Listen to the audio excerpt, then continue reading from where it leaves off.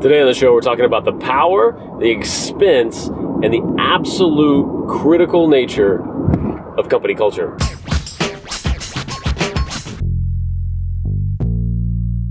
Today, before we kick off this episode, I want to thank our sponsor, For You, From Me, by Raj Daniels. This book is phenomenal. If you know Raj Daniels, and you can check out episodes 1 and 2 of this show in order to get to know him a little bit better. If you know him, then you know what an inspiration he is, just in the guidance that he gives in his own life, person by person on a one-by-one basis. And his book is no different. It's really a clear vision of how you should be approaching life, presented in a way that is, it's simple to take action on. And that's so important these days. It's really meant to be taken, a chapter at a time, and then take that sort of lesson of the day and let it sink in, let it soak in, and kind of color your whole day. So make sure you check out For You, From Me by Raj Daniels. It's on Amazon. Get you a copy right now. How's it going, everybody? Jason Croft here, the Credibility Craftsman. And today on the show, we've got Daren Martin. He is an author, a speaker, a consultant. Man, it goes on and on. His specialty, though, is helping companies shift and change and sometimes develop for the first time their company culture. And that term's kind of floating around and sort of a buzzword around right now. But I think that's happening a lot because companies are finally realizing how critically important that is to their business. And we talk about that some in the interview. It's an actual dollars and cents transaction at the end of the day. It's not just touchy-feely kind of thing. So it's critically important. Daren's awesome. He's got a show around that, a book around that. It's what he speaks on. It's what he helps companies with. So he's definitely the right guy to come in and speak on that. So let's get rolling with Daren Martin. Daren Martin, welcome to the show. Hey, so excited about being here. Oh, my first ever car show, I have to say. Yeah. Perfect. Done a lot of other stuff, but this is the first ever car show. I'm so stoked. Let's hope the best as well. Yes. For years to come. Yes. This will be the one that that defines broadcasting, I think, for the entire next century. That's right. We are game changers. So, wow. Where do I begin? Where do we begin, Jason? That is the question. Author of 87 books. 87. It's actually 88, but that's all right. I don't know. Dang. He just published one on the way downstairs. So, yeah. A ton of books. Keynote speaker like crazy, all over the place. Yeah. Which the books, by the way, have opened that up a lot. I think people underestimate the value of a book. Yeah, I want to dig into that and some other things that you're doing. Sure. For sure. Tell everybody, your kind of specialty right now and how you're helping companies. Yeah, absolutely. So I'm called the culture architect because that's really where my expertise lies. So ran my own company for 20 years, been in and out of Fortune 500, 200, 100, some mom and pops as well in the last 10 years doing consulting. And when you get out there, you start to see the good, the bad, and the ugly. And culture's a mess. There are so many companies that their culture's just broken. And I don't think people realize what a huge tax low engagement is on their business. It doesn't get measured every year. Right. But I guarantee you it's the biggest shortage in what they could be doing as a company. Oh, I believe it. And just for the sake of this conversation, and I think what happens within companies as well, is maybe a lack of definition around, okay, what is culture? What does that mean? Because it's one of those things like, I think I know what that means. Sure. So when you go into a company like that, what's that definition you're operating from? So it's really the collection of beliefs, communication, the values of a company. I know, most companies talk about their values. The problem is they don't live them. But it's whether what you say you do and what you say you are lines up with who you actually are. And if that fits, by the way, because, we talk about cookie cutter cultures. A lot of people go, oh, well, we're going to have a great culture. Google does this, so we're going to go do that. Right. And you can't do that. You can't copy somebody else's culture. So in one sense, it really is, unique to the particular company in terms of what you're selling, what you're doing. You take, a Navy SEALs culture that works for the Navy SEALs with their embrace the suck, Right. You wouldn't want to infuse that culture into a set of daycare centers you just started, right?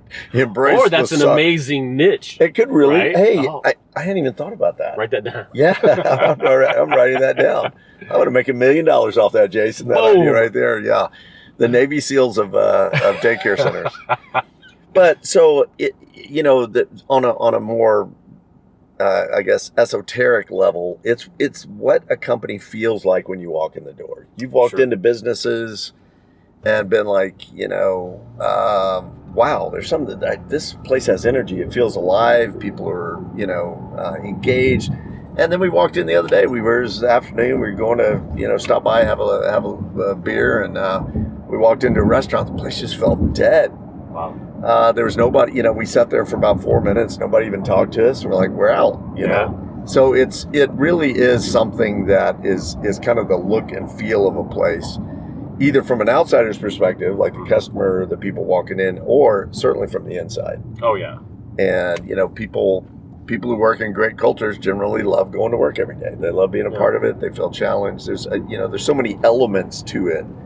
And that's what makes it so difficult as well, is that it is so much of that definition is it's a feeling, it's an energy, it's a vibe, and yes, and especially if you aren't purposeful with that, then it's there because of one or two people, good or bad. Yes. And then and then the mood of the owner that day or whatever it might be. Yeah. And so how do you get in there and first say, this is what's happening here? That feeling you're getting, your employees have across the board, that needs to change. So in my experience, people love talking to you about what's wrong in a company. Right. You think, nobody's going to say anything. Man, you get them in a room like, hey, how do you like working? This place sucks. I hate this, or it's awesome. It's great. But generally, when I go into work with the company, I do a lot of interviews, and I interview people across the board. I had a conversation a while back with a very large attorney firm, like a 4-floor, big downtown place. And I was talking to the top dog, and I may have been being a little cocky, but he said, so what are you going to do for our company? I said, well, I'm going to tell you things about your company you don't know. And he said, well, that might be impacting you. And he said, well, how are you going to do that? And I said, well, I'm going to start by talking to the receptionist that checked me in, because I guarantee you, she knows things about this company and he's like, well, I don't think that went over very well. But really, people tell the story. And, when you got one person saying, oh, this is the way things are, it's different than when you have 110 people saying this is the way things are. You start to build a picture. And, I agree with what you were saying earlier. Culture, I always say, happens by default or design. And the default cultures are what we experience most of the time. And they just, it's like we were in Chicago. We went on the architectural tour. There's not a building in Chicago that just happened by, default. It just sort of, let's build a little, we'll put a little of this and a little of that. We'll show up tomorrow. We'll see what happens. Yeah. I mean, it got designed, right? It got architected, and then that's what they went and built. And that's why I love that title, the culture architect, because you got to be designing it. What I find a lot of times, by the way, the bigger the gap between the stated culture and the hidden culture, the more dysfunctional the company. So when you start to witness that, hey, we say we care about our people. Well, none of your people feel like you care about your people. Yeah. Let's ask your people if you care about your people. Right. And it's just something especially in 2018, you always have, but you got to get it right. You just have to get it right. Yeah. And in so many companies right now, we're in that state of employment right now, which is great that, companies are having to kind of compete for some great talent out there. Absolutely. A lot. And this Absolutely. It's, if nothing else, it's good business and recruiting practice for that reason, if nothing else. Why do people tell their friends about a movie or a restaurant or an experience or any of that because it's a great movie or it's a great restaurant. Or it's horrendous. Or it's horrendous. Yeah, well, that's true. Yeah. Right. Yeah, I saw a movie recently on a plane about the worst movie ever made, but it became a cult classic. Right. That's it. The Disaster exception. Artist. Yeah, Disaster Artist. Did you see that movie? So good. That was such a and fascinating. Painful very painful, but fascinating.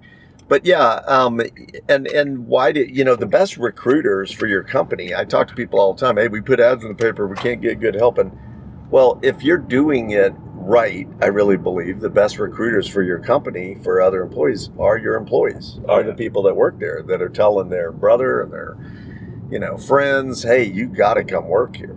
Right, and that goes all the way through actual marketing of your company. Goes all the way through. If you have people out there, those advocates out there, that's huge. I mean, at one point, I don't know if this is still true, Jason, but at one point, it was easier to get into Harvard University than it was to get a job at Zappos. Really? Just percentage of applications to acceptance. Wow. You had a greater chance of getting into Harvard University than getting and we're talking $12 an hour at the time call center jobs. Sure. We're not talking about this as people were lining up because they're going to make all sorts of money. Dude, sorry, got distracted. That's the new Virgin Hotel. Yes, I just saw that. I hadn't. Did you know this was there? I knew it was coming. I hadn't seen the construction started. So I missed the big launch of that. And what I understand is Richard Branson rode in on a white horse or something crazy. They had this big thing. But I mean, okay, so Branson's a great example. The energy of that company, kind of a worn out example, but it's local and it's big and they earned the right. But Southwest, Herb Keller created a culture, and a lot of it was just the way he walked down the halls and cheered people up, and you've got Netflix with their culture deck, and my favorite thing in their deck is we don't hire super intelligent jerks. It's just too costly on our culture. Oh, that's great. So companies can get this right, and there's some of them are starting to figure that out, but man, there's still a lot of really sucky places to work out there. Oh yeah. So what's kind of step one after you have that evaluation when someone does bring you in to kind of fix things, like fixing this mic? On there we go. Got it. Nice. And so what's sort of step one on the road to recovery, if you will? So there's a Chinese proverb, but yes, I do know the biblical version of this, so don't send me email. But this says the beginning of wisdom is calling things by the right name. And I think you've got to name it. You've got to say, okay, here's what the problem is. Here's where the breakdown is. Because I've talked to way too many C-level execs that here's this picture that is very clear from everybody else in the company.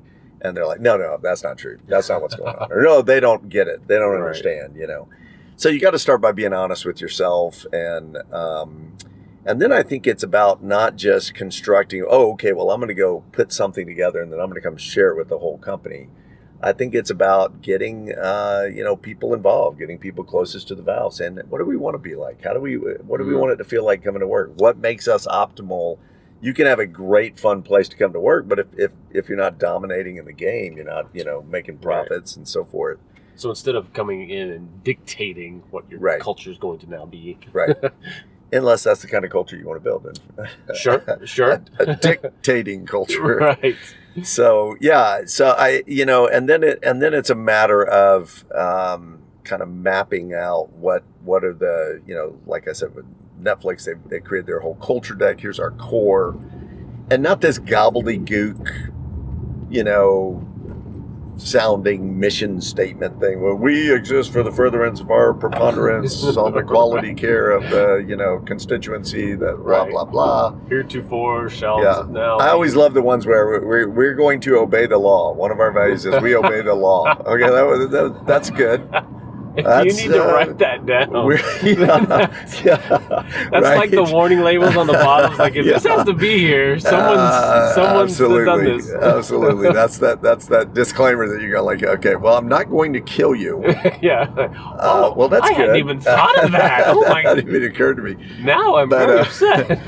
But to start thinking in terms of really actionable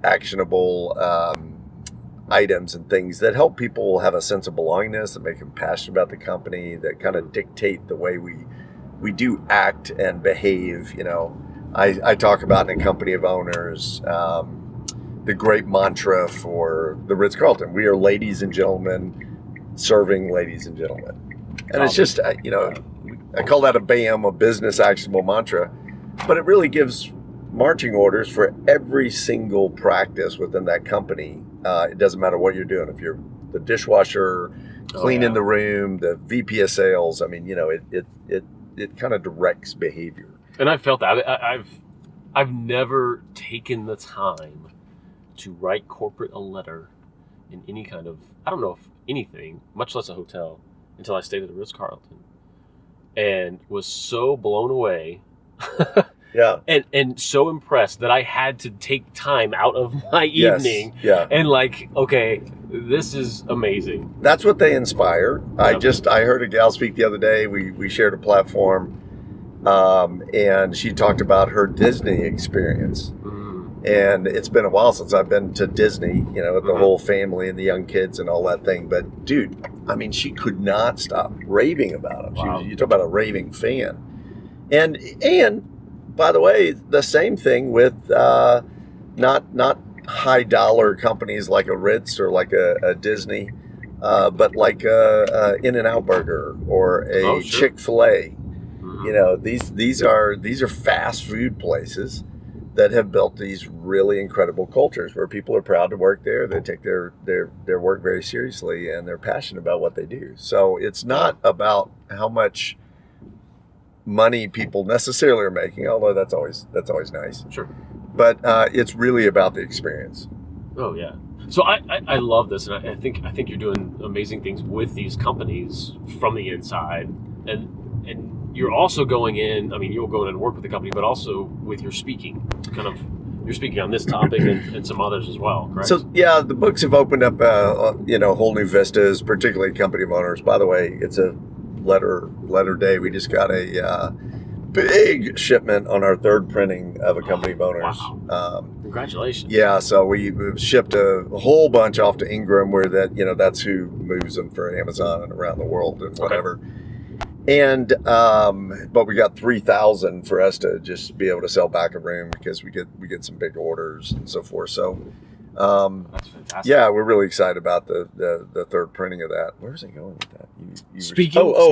So that's real. Yeah, that's opened up a lot more of the speaking these days. I am working with a few companies. I'm looking for a couple, to keep fresh, because if you get too much distance between writing the books and doing the stuff, you start to lose the focus. Everything that I write about came out of real world experience. It's not just made up, academic stuff. Right.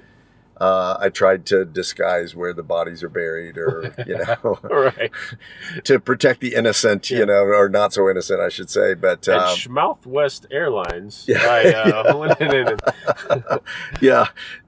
So you got to stay fresh, and part of that is being in companies.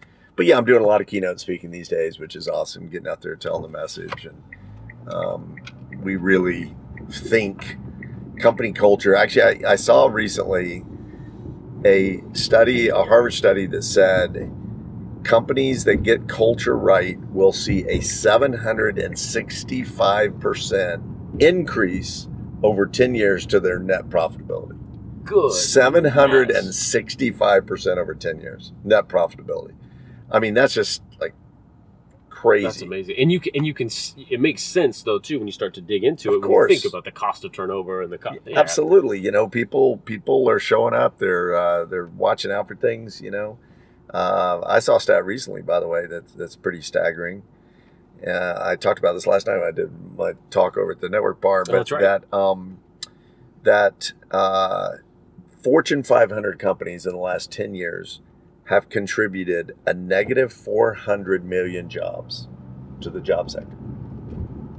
Right? Negative. I see that quizzical look on your face. Yes. That means either people are leaving and they're not replacing them, but it's a negative hiring, because a lot more people are going out, they're doing entrepreneur things, they're starting their own companies, and there's this shrinkage of what we've traditionally known as what work is about. Wow. But a big chunk of that is because people are just fed up. They are tired of working in a big cubicle somewhere and not being invested in the work, the company not really being invested in them. And that's why the default when anyone offhandedly, I left the corporate world, there's an immediate, I know what you mean. Yes. It's not, the default isn't, oh really, what was the Why culture? would you do that? Right. Yeah, because culture's thinking? usually so good with most places. Yeah. It's exactly the opposite. Well, how many Uber drivers have you talked to that, I'll say, well, what's the deal? Oh, well, I love corporate America. Why? Well, I just kind of wanted to be in charge, be my own boss, and I love what I'm doing. I've got this other little side project. And then I'll ask them, Jason, like, well, what time did you start driving this morning? 4 o'clock, 4 a.m. Like, and the autonomy, right. The autonomy of being able to do that for them. And the sad part is companies can't create that. They don't, this doesn't have to be an either or. Right.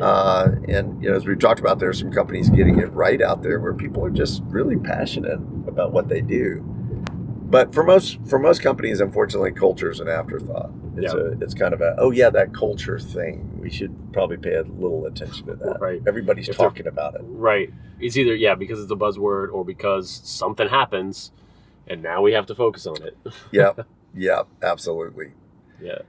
So I really I want to dig into to something that I'm really impressed with, seeing you, not only certainly the speaking, it's business in and of itself, but also a means to get in and be a consultant and lead into that, as well as the books. Now podcast starting up as well. So podcast just launched. We had our first episode last week. We're launching episode 2 on Friday. Congrats. It is the first podcast that I can find anyway that is completely solely dedicated to company culture. Now that was kind of staggering to me because I thought, with it being such a hot topic right now, there's got to be a bunch of them out there. We are the company culture podcast. It's called Company Culture with Daren Martin. So we're doing that. We have another big launch coming up that I can't reveal yet, but come on. You want to. I can't talk about it yet because we're definitely first to market on this one. We're working with a couple of what does it rhyme team with? Partners out of New York, and it will come to light soon. Let's just say, but we've got that, and then we just produce a ton of content, and partly because nobody knows us better than you with what you do, and even the show and everything. Sure. Content's king, right? Yep. But we just feel like we've got a lot to say and a lot to share. So we use, we do short hit videos. We do, take advantage of, Facebook Live. We've got all of these little bits and pieces. Yeah. There's so many ways to reach people. There really are. And what an incredible age that we live in. It's incredible. Yeah, it's amazing. Even with all of this, I'm not doing enough. Yeah. You know, you could do this 24/7. I should. Yeah. Which, by the way, I've started to. I've not been a big LinkedIn fan for a long time, but I'm really starting to capture the value of LinkedIn. Yeah, because LinkedIn is finally stepping up in some areas. Look, the reality is in the world we live in now, you can reach out to people you never would have been able to get a hold of before. Oh yeah. And I hit up people all the time, and of course, the more social collateral or the more presence, I guess, that you build, then the more likely it is. They go, oh yeah, well you're right. You're LinkedIn with Vaynerchuk and whoever else. Well, sure, why not? Boom, and the access is just crazy cool. Oh yeah. And people that are willing to have a conversation over Twitter that if years ago you would have called their office, right. Go through 18 layers, right. Not going to happen. And maybe a year and a half you would, and now you can start a show, invite them on, and it's next week yeah. Right. It's just amazing. And so I'm impressed that, you're jumping in and doing that. And I really, it's such an amazing tool, both video, the podcast side of things. And if you'll stand up in front of an audience and do that. And this is evidence because the entry cost, the equipment compared to what it used to would have been. You couldn't drive around in a car with it. You couldn't. By the way, Yeah, I for sure. just show note, I'm a little disconcerted because you are driving in the most dangerous part of town right now. I don't know if you know this. Dangerous part of town? The wealthiest part of town. Yeah, and that's what I mean. The likelihood of getting pulled over in Highland Park, are you kidding me? This is all the camera equipment and all, man. They will pull you over just for looking funny. It'll be, we'll have it on camera, though. It'll be good for ratings. That would be good for ratings.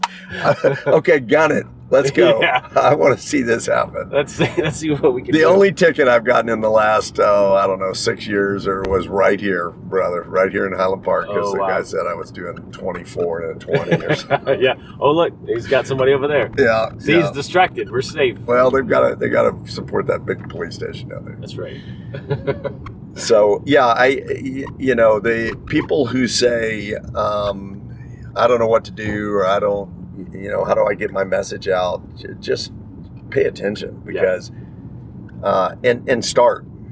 I think the production before perfection, people go, well, when I get it all lined up and I got this and that, and there's something to be said for doing it professionally, but I've seen some fascinating stuff to watch on online that is really not slick at all. Yeah. It's just very natural. Yeah. And it's so important. And even the best of us, even the people doing it, it's still so easy to get caught in that. Like, it's almost ready. It's almost ready. Yeah. But there is so much power in just going, like pick a date, no matter where it is, because you just accept the fact it's going to be bad. Yeah. Just accept it. Yeah. Live in it. It'll be awful. You'll hate it in 6 months. But you'll look back and go, thank goodness I did it. We got going because then you never improve. And somebody was telling me the other day, we were talking about our first show and the things we do different, et cetera.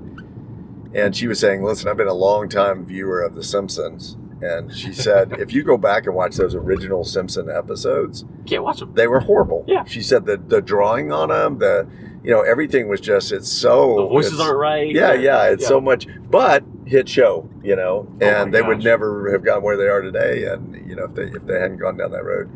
Same thing with Dilbert. It's great to hear Scott Adams' story about the way that whole brand developed. Originally it was not an Office cartoon. It was just this character Dilbert. And what he found was the one that people were resonating, the ones where they were really responding.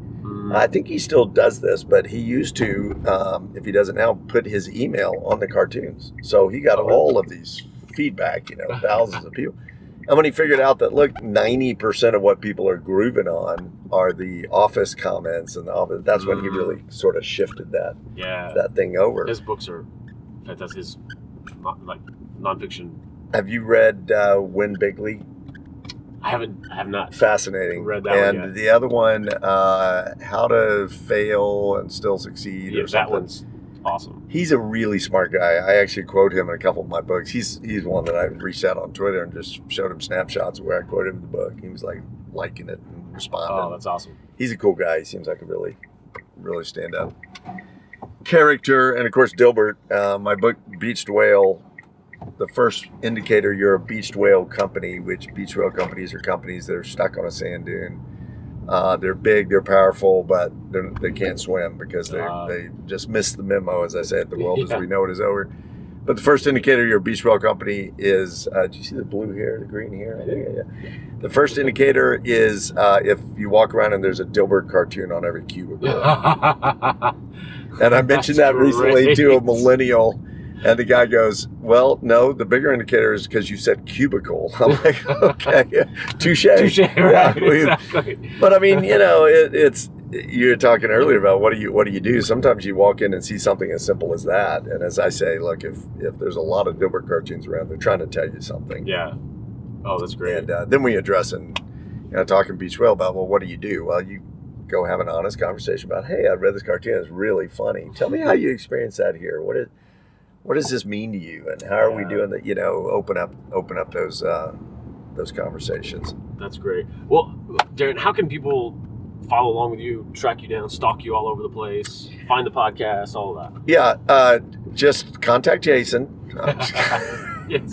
For all your Daren inquiries. Yeah, all your Daren inquiries, go to Jason. No, so Super easy to find. Just spell my name right, Daren, DarenMartin.com. Or if you just Google Daren Martin, we're fortunate to have a pretty good presence on there. But YouTube, LinkedIn, Instagram, all that good stuff. Love to connect with folks. The books are all on Amazon. Very easy to find as well. And come track me down. Love to start a conversation with you. Fantastic. Thanks so much for being on. Thank you for having me. Absolutely. We got bracelets going here too, like this. between the two of us here. Owner. Yeah, I love it. I love that new owner bracelet you're sporting there. Nicely done. Very slick. Oh, there we go. Act like an owner. Yeah. I like it. Cha-ching. So before we leave, it's an interesting take too on being, a company of owners. Yeah. Because that's also very different than wanting to hire a bunch of entrepreneurs. Right. That's two very different things. Yes? Yeah, except I just read the definition for entrepreneur this morning because I've got something I'm working on, and it says someone who is willing to take the risk, the responsibility, and the financial, of running a business. Mm-hmm. And really, that ought to define everybody that works at a company. You do want people who are owning their piece of the puzzle, whether it's actually something they started or something somebody else started. And I think we're going to see a merging of those worlds, because the problem we've had with the employee mindset, by the way, we need a whole new nomenclature that's going to be in a future book. But, let's stop talking about bosses and employees and up the chain, down the chain, and, all that.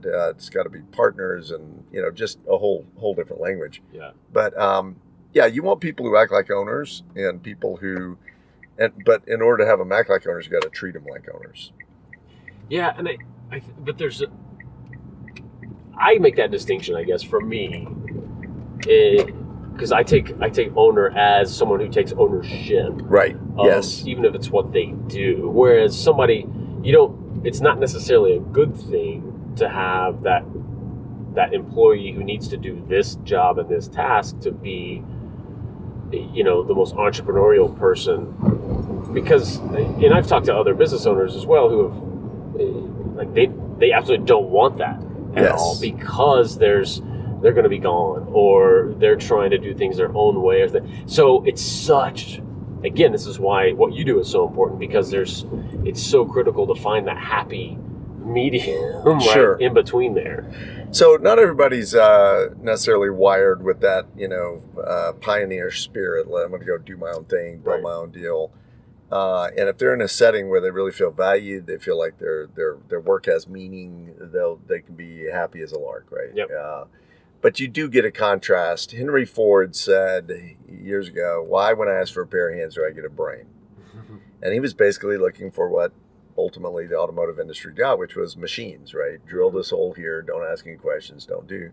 And that's a stark contrast from the Toyota, the Japanese manufacturing revolution, where they get 40 ideas every year from every employee. You're expected to have an entrepreneur, let's fix things, what can we do, Kaizen kind of mindset.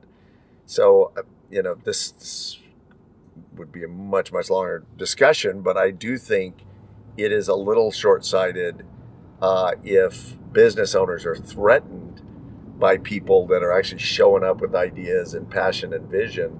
Sure. I think where the fear comes in is, but how am I going to hang on to them? How am I going to keep them? Yeah. And that's what I think where the culture comes in, builds enough runway for them, and you may find that they're not only willing to stay, but they bring a lot to the table. Yeah. So. I agree. That's great. This is a little distinction I definitely wanted to ask about. Good distinction. Well, so that's great. Love it. Well, this is wonderful. We're gonna find a Kentucky Fried Chicken or something here. I was gonna say, do you ever go through the drive-thru with the show? We haven't yet. We need to. So thanks so much for being on. Yeah, thanks for having me. Appreciate it. Hope you enjoyed that. Interview. I had a blast driving around with Daren, and really digging into some of the nitty gritty there around company culture. It's such a tough concept and topic to sort of dig in and tackle at times, but it's just so critically important when you're running a business. whether it's you and one other person, or you've got hundreds of employees, it can make all the difference in the world to your daily life, all the way down to the bottom line of your company. And so, do reach out to Daren. Follow along with everything he's got going on, the content he puts out.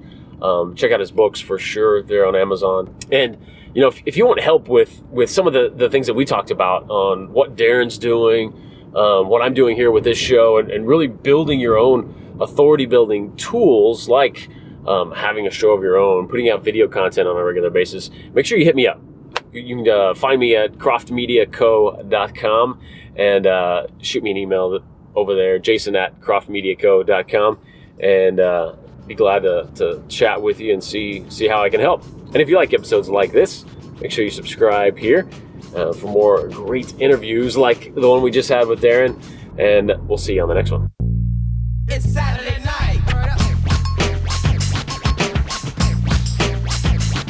It was Saturday night and I'm feeling kinda silly.